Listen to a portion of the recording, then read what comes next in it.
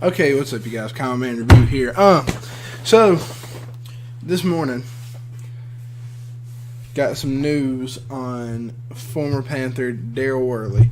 Obviously, he's a big name for us right now because that's who we sent to Philadelphia for Torrey Smith.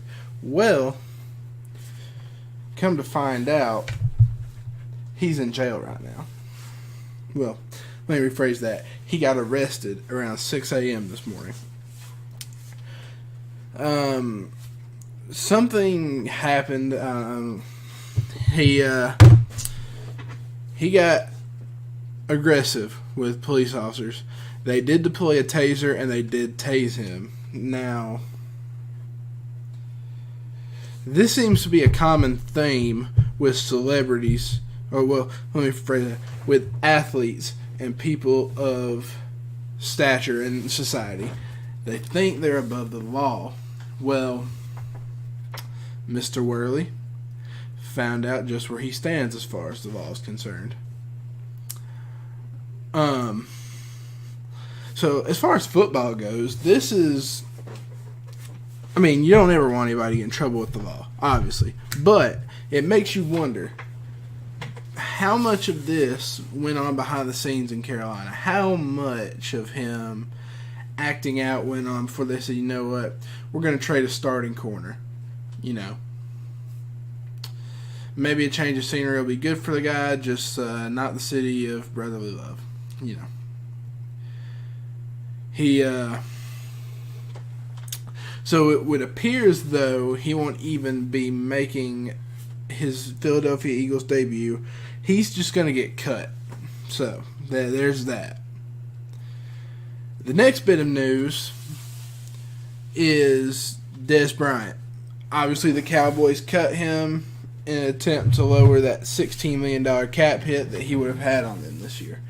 Well, Cam Newton goes on Instagram asking to sign Dez Bryant. Well, about that same time, a report shows up on my phone that the Panthers are not going to pursue Dez Bryant, which makes sense. Dez Bryant, he's not fitting in the mold of what we're trying to build our offense into. He doesn't take this hop off the defense like you want a receiver to do. He's not going to be that guy for us.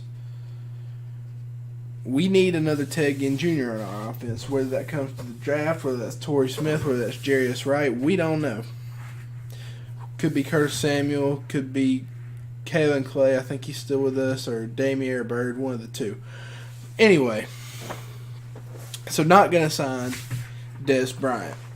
So, you know, it's not the worst thing in the world. I mean, we saved some of the $7 million in cap space we have left, which I'm not sure if that number I read was pre- or post-draft day signings, because some of that $7 million, if it hasn't been allocated already out for draft picks, some of that $7 million is going to get spent on your draft picks as well.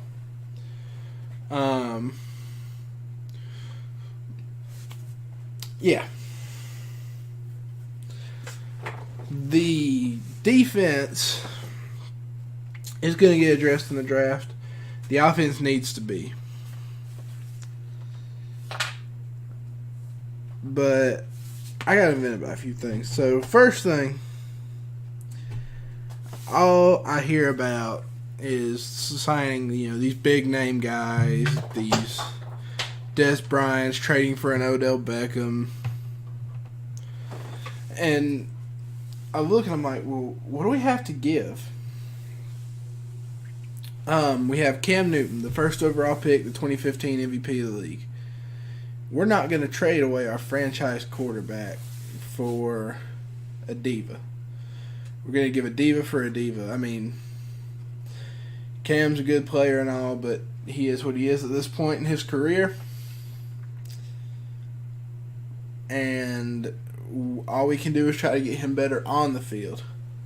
But why would we put someone like OBJ on our offense for him to clash with?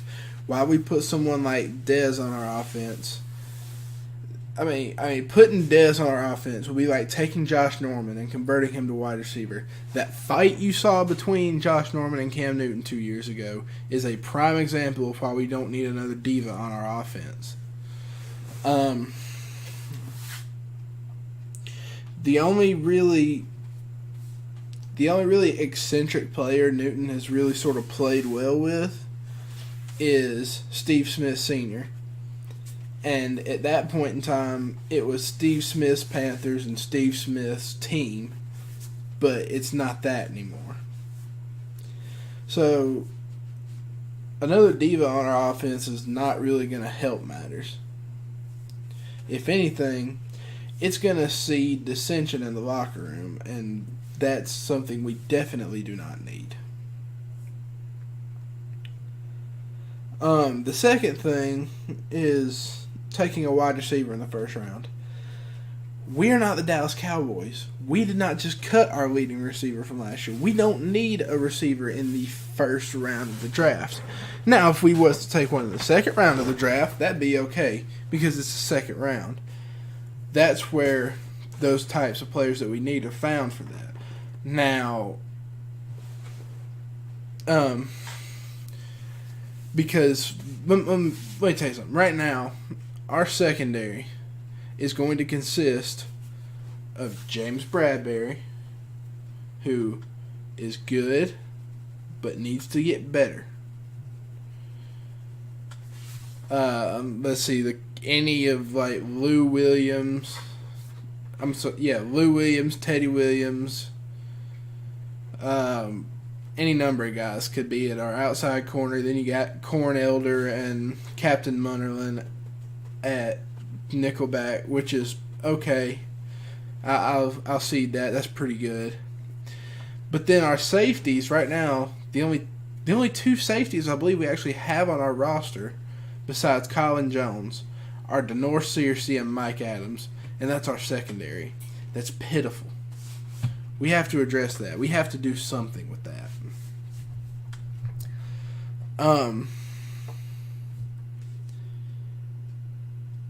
And lastly,